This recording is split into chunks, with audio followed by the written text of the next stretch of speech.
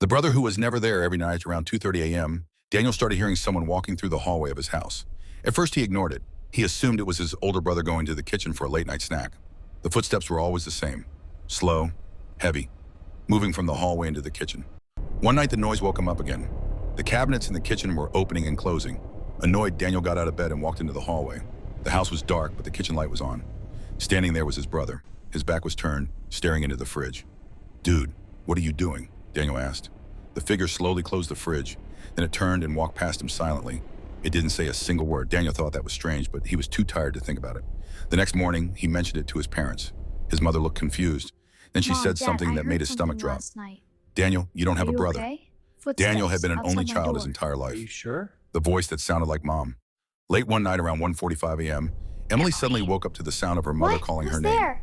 "Emily, come downstairs." Mom? The voice came from the living room. Half asleep, Emily got out of bed and walked toward the stairs.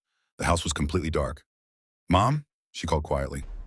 No answer. She began walking down the staircase, but when she reached the middle step, she heard something behind her. Her mother's voice again. Who's there? But this time it came from her parents' bedroom. "Emily, don't go downstairs." Emily froze. Her heart began racing. Slowly, she looked down the staircase. At the bottom of the stairs, something was standing in the darkness. Tall, completely still. Then it spoke again. "Emily, come here." But now the voice sounded wrong, like something trying very hard to imitate her mother. The father who knew too much.